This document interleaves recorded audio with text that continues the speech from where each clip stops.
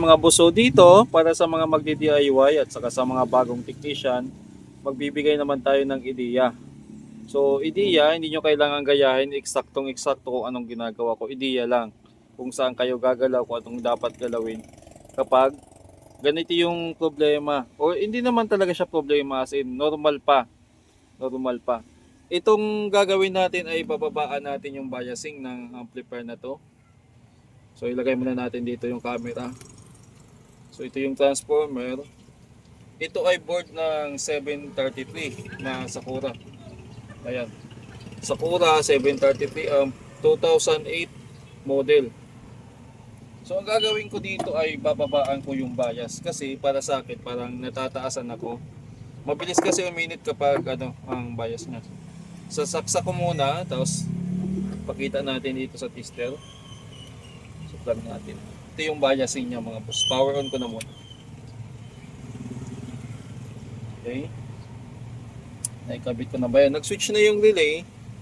Yung DC niya, ayan, 0.07.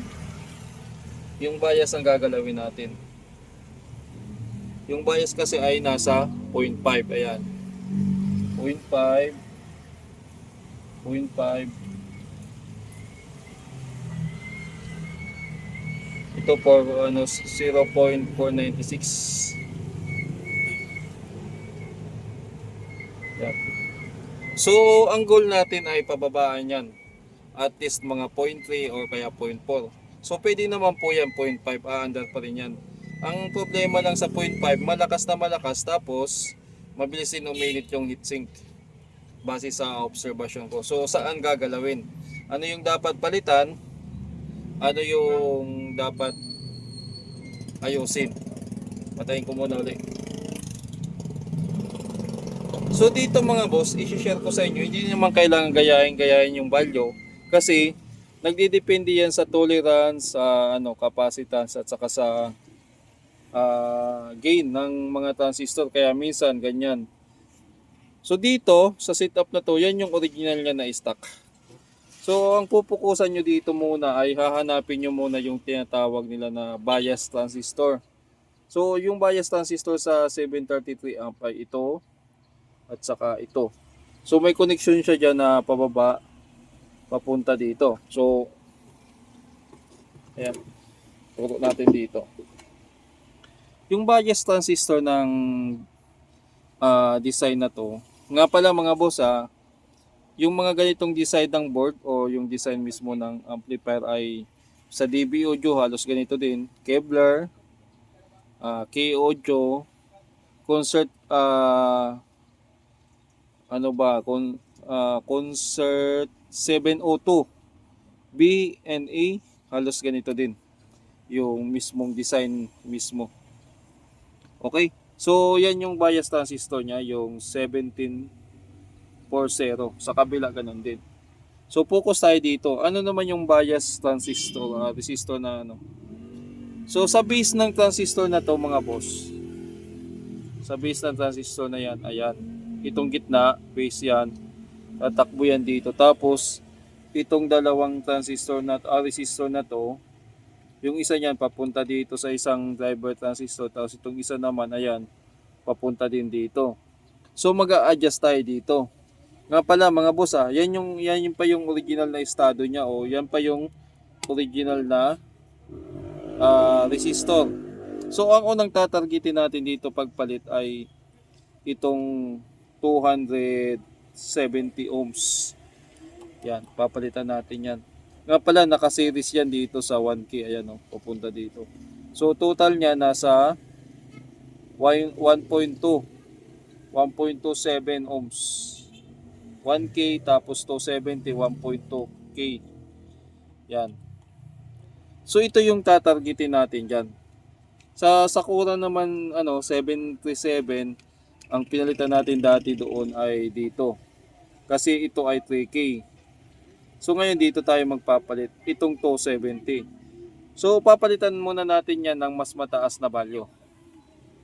Lagay natin dito. Tanggalin natin. So ito. Ayan.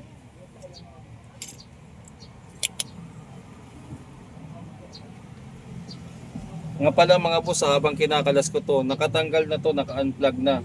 Hindi na nakasaksak yung amplifier. Wala. Ano nangyari sa panginan ko? Ayun. Ayan.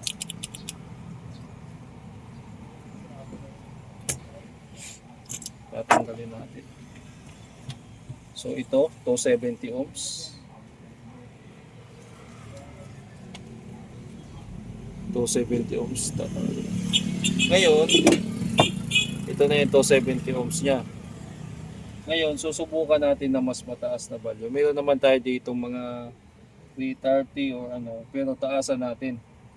Gawin nating kuha tayo ng 470 ohms. Nga pala mga boss, wag nyong gagayahin eksakto yung value na ilalagay. Yung procedure, kasi baka mamaya pag kinabit yung 470, hindi pa rin.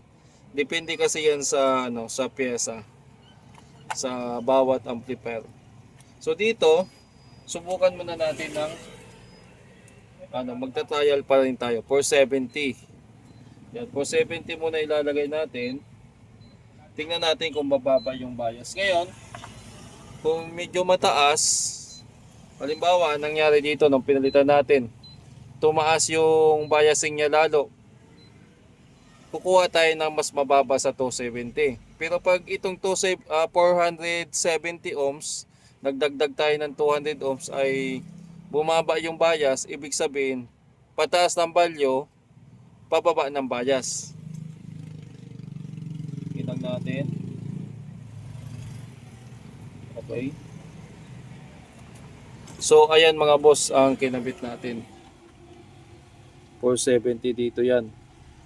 So yung original niya ay 270 ohms. Ito yung dati niya. Yung dati, ito yung kinabit natin.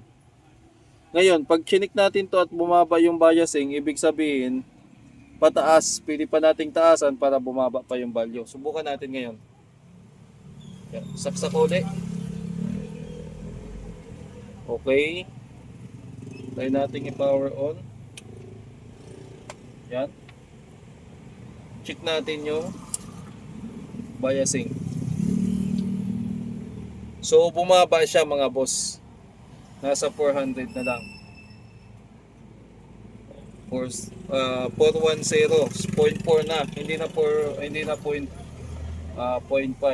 So dito 0.370 na yun, oh. 0.4 pa rin. So okay na siya. Ngayon, kung gusto nating babaan pa yung biasing, tataasan pa natin yung value na ikakabit natin. For example, halimbawa, meron tayo ditong 500 ohms na resistor. Ayan, 500 ohms. Subukan natin yung 500 ohms kung ano yung resulta. Tanggalin ko tong 470. Pero para sa akin mga boss, yung 0.4 ay pwede na. Pero subukan natin tong 500. 500 ohms to, green, brown, brown.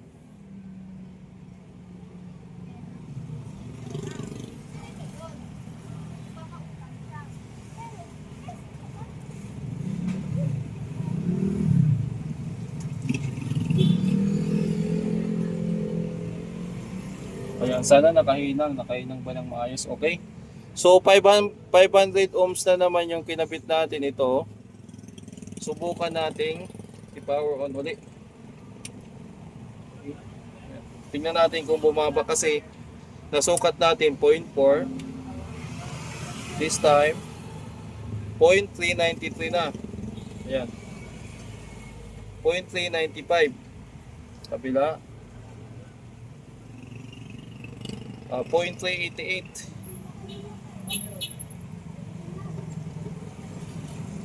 Yan, safe na yan mga boss. Kunti lang naman dinagdag sa 500 at saka halos 30 ohms. Halos 30 ohms lang naman eh.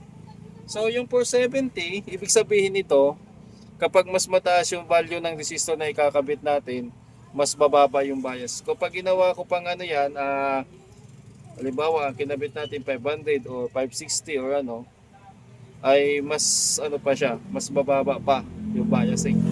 Pero para sa akin, okay na dun sa point 4. Ibalik ko sa point 4, sa 470 ohms ang ikakabit natin.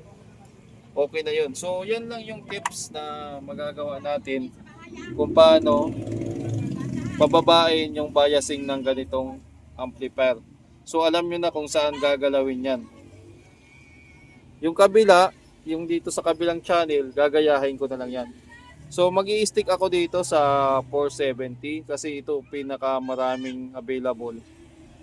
Papalitan din natin tong isa channel tapos okay na to. Kaya pala, itong board na to ay prepare ko para dito sa pambinta kong pre-auto. Papalitan ko ng laman, ito yung ilalagay ko.